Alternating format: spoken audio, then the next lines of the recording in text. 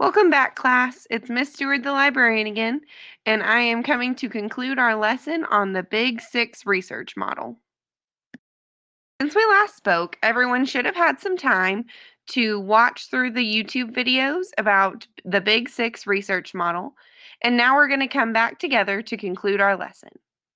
The objectives for today's lesson are to review the 6 steps of the Big Six process, to view and use the handout provided to help us better understand the Big Six, and to use the tools in our toolbox and all of our knowledge that we've gained through this to conduct amazing research. PDF version of the lesson handout has been provided to every student through blendspace.com. This resource will be very beneficial in helping us to easily identify the steps of the Big Six process. The handout also includes some helpful links to websites and videos that you can use when you're conducting your research. Now we're going to quickly go through the steps of the Big Six process. So step 1 is task definition. This is where we find out what tasks or problems we need to answer with our research. You are going to find out what information you're going to need to answer these questions. Some questions that you should ask yourself during this step are, what does my teacher expect me to do? Do I understand what I need to do? What are the questions I need to answer in my research? And what do I need to know about the topic? Your job is to find out exactly what you need to do or identify the problem that needs to be solved. You're going to start brainstorming ideas on how to solve this problem. Of the Big Six process is information seeking strategies. In this step, you're going to determine all of the possible sources of information that could be used to solve the problem or answer the question. Some of these sources could include books, magazines, online articles, and videos, and many more. You're going to select the best sources of information to use for your search.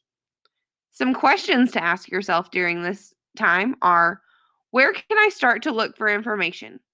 Who can I talk to get information? What sources are the best to use? And which sources of information are reliable and trustworthy? Step 3 of the Big Six process is location and access. Once you've decided which types of information are best, you need to locate or find the sources of information that you wish to use. You're going to scan those sources of information that you find and look for useful information that will help solve the problem or answer the question from step 1. So in this step, you're basically going to figure out where the items that you wish to use are located. This could be on the internet, in the library, or in the library database. If you have trouble finding information that you're looking for, ask the librarian for help. It's what we're here for. Some questions that you need to ask yourself during step 3 of this process are, where can I find these resources? How do I search to get them? And where do I find the information in each resource? 4 of the Big Six process is the use of information. In this step, you're going to engage with the sources of information that you found. So you're going to read through books, watch videos, read online articles, listen to podcasts, and anything else you've found. Once you've read through and engaged with your information, you're going to take some notes on the important pieces of information that you found that you want to use in your research paper or project. Some questions that you can ask yourself during this step are, what type of information did I find? Will the information I have answer the questions that I have? How do I write notes on the information? And is this information reliable? 5 of the Big Six research process is synthesis. This is where you're finally putting together all of the information that you've gotten. So you're going to organize the information that you've gathered in a way that makes sense to you. Then you're going to present your findings of your research by creating and sharing your research paper or project. Some questions that you can ask yourself in this step are, how do I fit all the information together? How do I write an outline for my project? How do I present the information to my teacher to answer the question?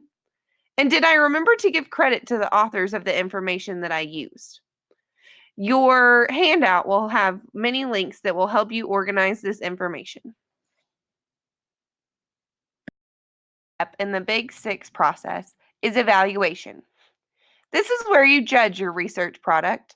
You think, did it answer the question that I set out to answer? You're also going to judge the process. So you're going to think, did using the Big Six help me complete the project efficiently and effectively? Some questions that you need to ask are, did I solve the problem? Did I write the project in a format that will be understood? Will I do anything different next time around? What did I learn from this process? Am I pleased with my project? And how does it compare to the rubric that my teacher gave me? Recap. The Big Six research method is a 6-step process that teaches students to effectively conduct research. The first step of the process is task definition. The second step is information seeking strategies. Third is location and access. Fourth is use of information. Fifth is synthesis. And sixth is evaluation. Now that you have gotten a lesson on the Big Six, please use the information that you have gathered and go out and conduct great research. If you need any help, I will be in the library waiting for your questions.